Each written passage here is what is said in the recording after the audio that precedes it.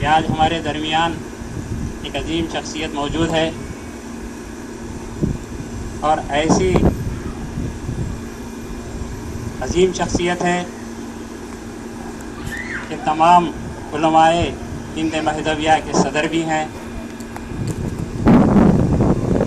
اسی شکل میں، اسی صورت میں ہمارا یہ فخر کرنا واجب ہوگا، کیونکہ ایسے موقعوں کے لیے کوئی گناہ نہیں۔ حاضرین محترم، فخر سے بات یاد آئی کہ میں آپ کو ایک روایت سناتا چلوں۔ ایک مرتبہ حضرت سلیمان علیہ السلام راستے سے گزر رہے تھے۔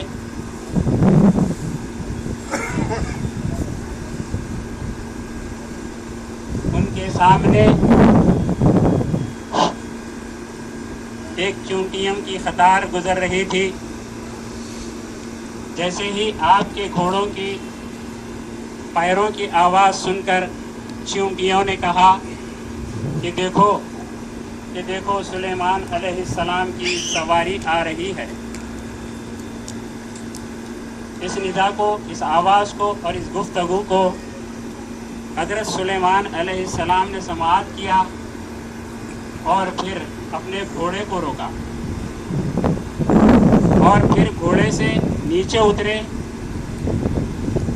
اور پھر چونٹیوں کی قطار کے پاس بیٹھ گئے۔ پھر ایک چونٹی کو پکڑا اور اپنی ہتھیلی میں رکھا،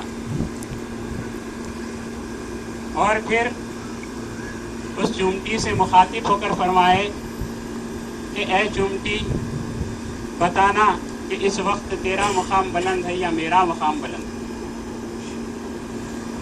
چونٹی نے اپنے سر کو اٹھایا اور پھر فخر کے ساتھ کہا کہ اے سلیمان علیہ السلام، اس وقت میرا مقام بلند ہے۔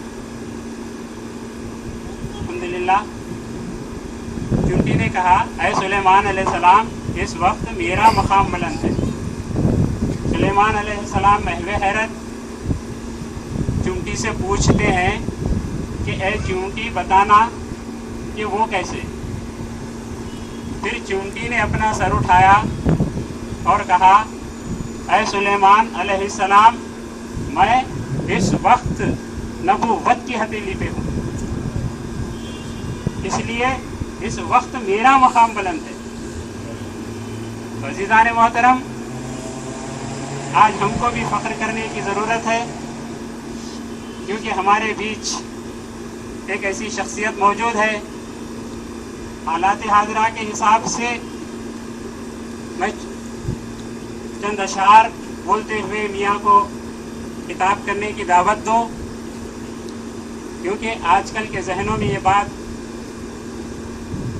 زور و شور سے چل رہی ہے کہ جہاں دیکھو مکر و فریب، ہیلے بہانے، ایسے کئی واقعات ہمارے سامنے آتے ہیں۔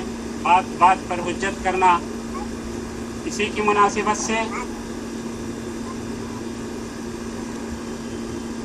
مکر سے، نہ حجت سے، نہ ہیلے سے، مکر سے، نہ حجت سے، نہ ہیلے سے، فلاح دین و دنیا ہے خاتمین کے وسیلے سے۔ کیونکہ ہم مرشدین کے مرتبے کو بھول چکے ہیں، مرشد کی عظمت ہمارے دلوں سے نکل چکی ہے۔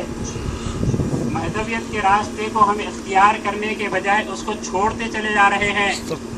اسی کی مناسبت سے میرے والد محترم نے کہا، اسرار کا خزانہ ہے سینہ فقیر کا،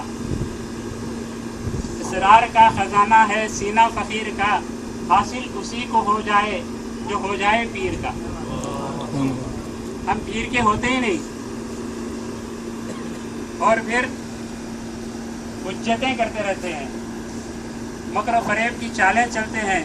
ایسے کئی واقعات ہمارے سامنے آتے ہیں۔ تو میں ادباً شرعاً گزارش کرتا ہوں با احترام قابل قدر صدر مجلس کل ہند علمائے ہند مہدویہ پیران طریقت حضرت پیر و مرشد سید دلاور میاں مخصوص زمانی صاحب قبلہ سے کہ وہ ہمیں کچھ اچھی نصیحت فراہم کرے، اچھی نصیحت کرے اور پھر ہمیں عمل کرنے کی دعوت دے۔ حضرت پیر و مرشد